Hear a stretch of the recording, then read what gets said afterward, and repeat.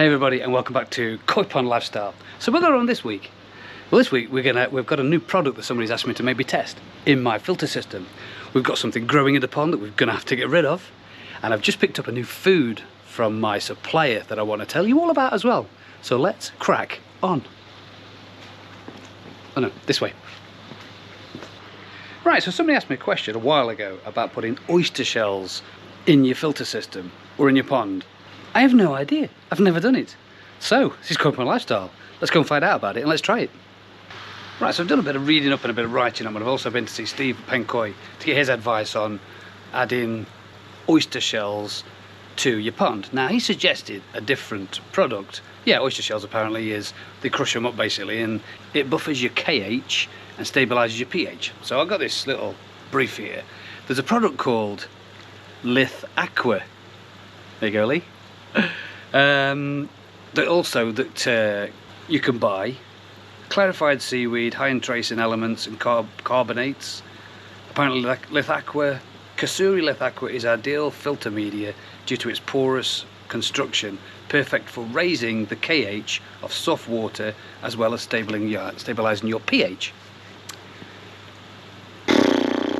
However, you read a little bit further, it then says that you need to use it at the rate of 500 to 1,000 grams per 100 gallons. So I would need to take up one of my bays with this, which I don't really want to do because I don't want to start putting any more stuff in these bags. I think I've got them somewhere close to how I want them anyway. So let's have a look a little bit deeper into oyster shells or this Kusuri Litre Aqua. Litre Aqua. There you go, Lee. Got it twice in one go. Right, I've been back out and I've got a sample of Litre Aqua from Penkoi, and this is what it looks like. It's just calcified seaweed. If you mix water with it, it gives off a creamy substance, which is the calcified seaweed giving off the calcium stuff. So, to be honest, I thought, oh, it's going to be easy this. We'll just get some of this stuff, chuck it in the pond, keep testing my KH and my pH and see if it stabilises it, which is usually pretty good in my pond anyway. However, because of how much you need, I'm going to need about 12 kilograms of this stuff. So that's a bay gone. And I don't have that facility, and I don't really fancy moving something out to put it in because I don't need to stabilise my KH or buffer my KH and stabilise my pH because it's already pretty good at that. So the conclusion I've come to with this is I would love to test it, but I can't. Gutted.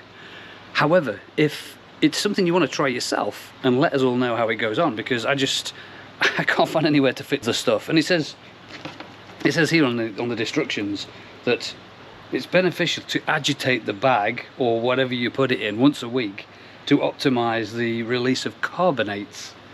Add more if required. The application rate will vary dependent on the alkalinity or acidity. Checking pH on a regular basis, blah blah blah. So it's even saying you maybe put more in as well. So I asked Steve at Penkoi, and obviously he's got a lot bigger system than mine. So he's able to use this stuff, and he's been using it for years apparently. He says, yeah, it's just stabilised everything quite well, and away you go. So it needs a lot more than that, mate.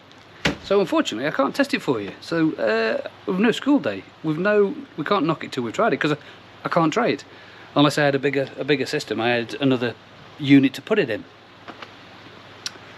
So comment below if you've used this stuff. Litre Aqua, made by Kusuri. Or you've used oyster shells, crush them up and use them in your system. Comment below, because we're all ears. It's just that I can't put them in, I can't test it unfortunately. Anyway, let's see what else we've got going. Wow, just spotted blanket weeds come back. Oh, overnight. It's got an inch in a night, I'm sure of that. I don't know how to cure that. We can do that easy. Right, also been out. Did a bit of shopping today, picked up some more food.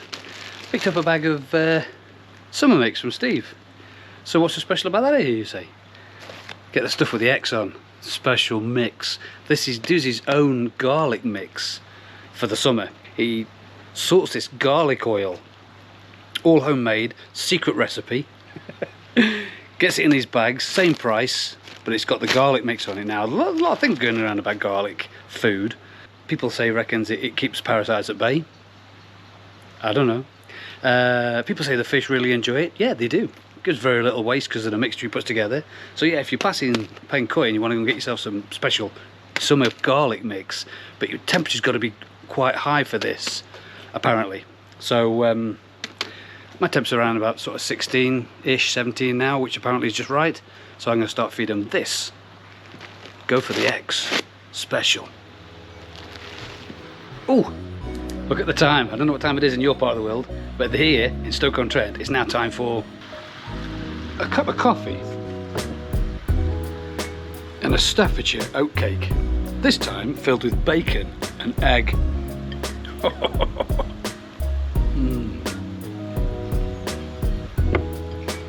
And the thing is with these as well, fish love them as well. Filled with oats. You can't have any bear, you're on a diet.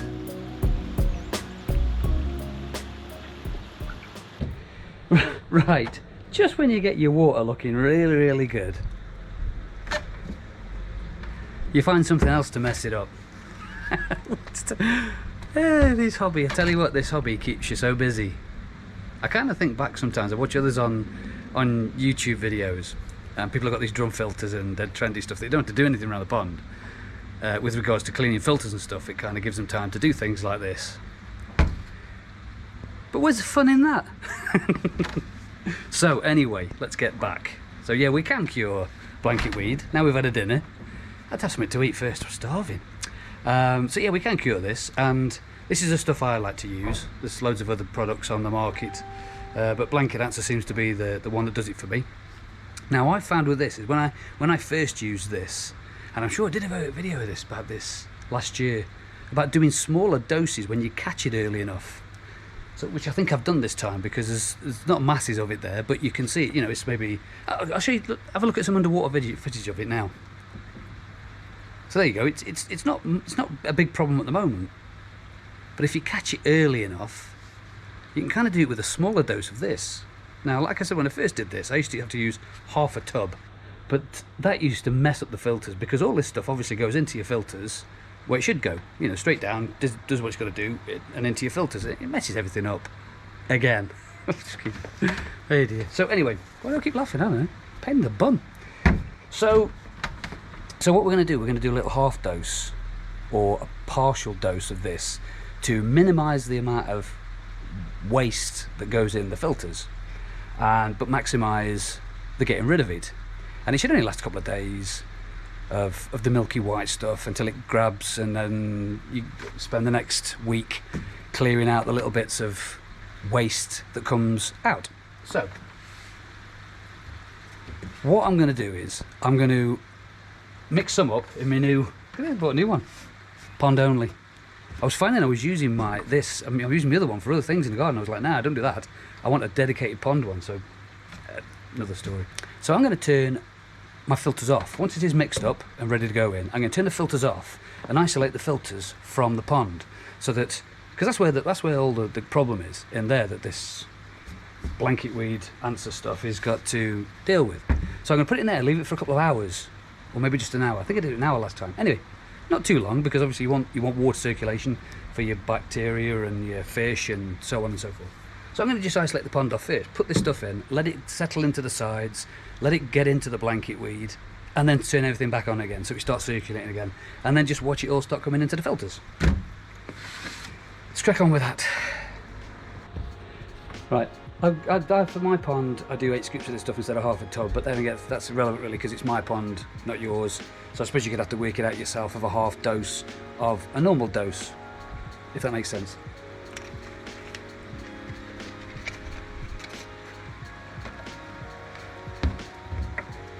Right, I've put 7 scoops in instead of the 8, but again, it's irrelevant really.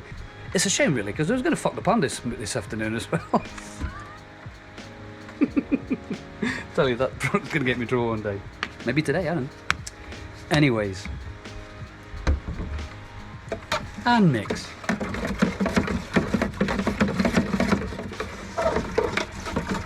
So it's just pond water. Mix it in. Mixy. Right, isolate filters from pond, put product in pond.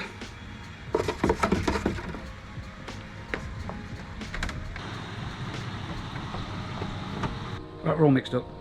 I'm going to go in. Can leave your UV on with this stuff, which is quite good, but you've got to make sure you've got plenty of oxygen going in. Just turn the water milky for a few days, but it just subsides. So let's get this in and hope it cures it.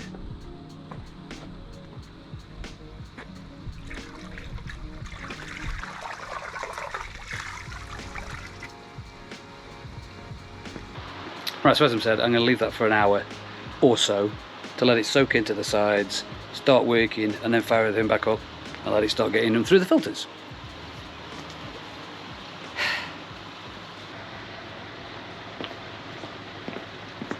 Right, and 24 hours since we put the cloverleaf blanket answer stuff in.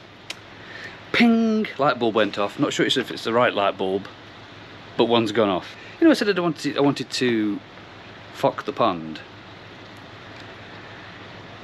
yesterday, but didn't because I did the cloverleaf stuff instead. Well, I'm going to stick to plan A. 24 hours later, my theory, again, is 24 hours since that's gone in, that's now soaked into the blanket weed and doing what it does.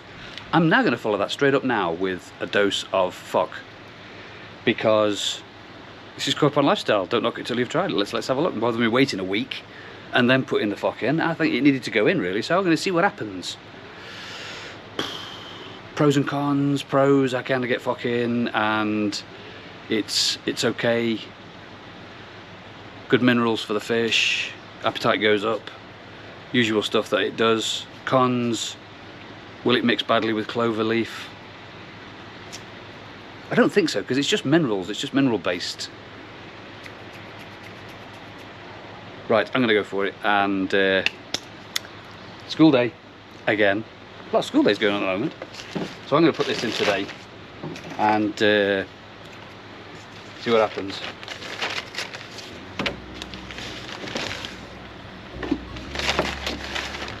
I'm only going to put 2 scoops in though. I usually put 2 to 3. So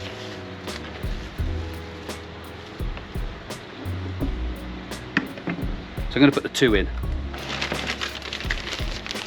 Because like I said, I've not done applicated this for 2, maybe 3 weeks now. So it needs...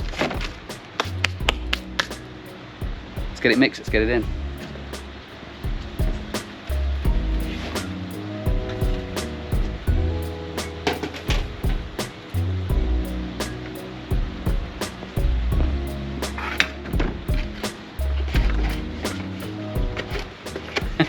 It's weird while I'm doing this, I'm kind of thinking, what are they thinking now when they're watching this? Are they going, oh Andy, what are you doing?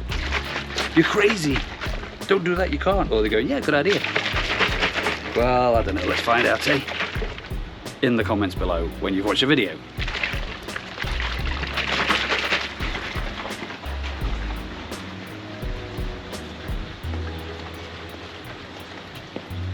That cloverleaf seems to have started already because there's loads of blanket weed floating around in the water already. And it started landing in my filter system. I'm going to have to keep an eye on this so it doesn't block. So far, so good.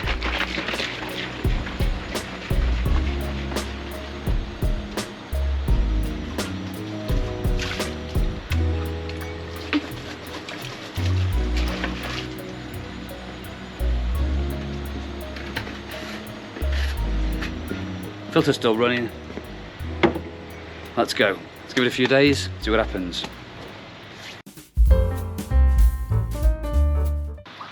Right, it's been 5 days since the cloverleaf went in. And it's been 6 days since the fock went in, right behind it. Pond's cleared up quite nicely. Fish are legging it around looking for loads of food. So, yeah, no problem at all. Adding clay straight after, well, 24 hours after adding a blanket weed treatment, no issues whatsoever. Everybody's happy, everybody's floating around in the sky pond, which is good. In the filters though, gosh, you see the mess it's creating in the filters. I'll show you.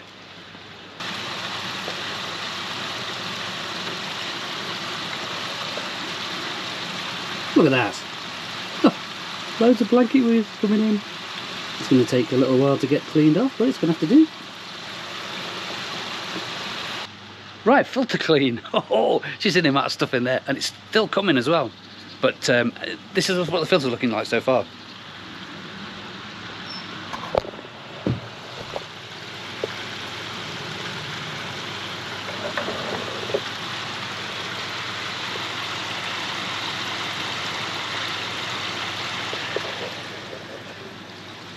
Now, if you notice what I've just pointed at with regards to in my filters, something that Dave at DT Koi pointed out the other day, he's put in his, is I had some jet matting left over from when I got the last bay done. So that extra bit of jet matting is now behind my brushes. So it's just another piece of jet matting that will be for beneficial bacteria, collecting waste, so on and so forth. So I'm just finding more things to do with some of the jet matting I had left over. God, I tell you what, the sun is so hot today. The bit of jet matting that I put in to stop the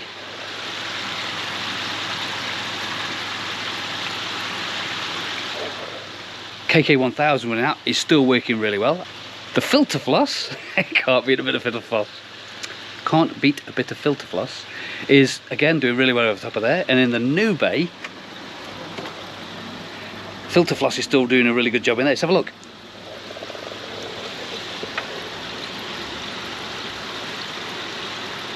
So I'm swapping those out now because obviously my water's looking so much better. You know, I've even got a bit of filter floss in top of my skimmer. It's all doing a fantastic job. And on that bombshell, if you enjoyed the video, please click the like, subscribe down the bottom there, ding the bell for notifications, and share to all your friends. Thanks very much for watching. This was Aquarium Lifestyle.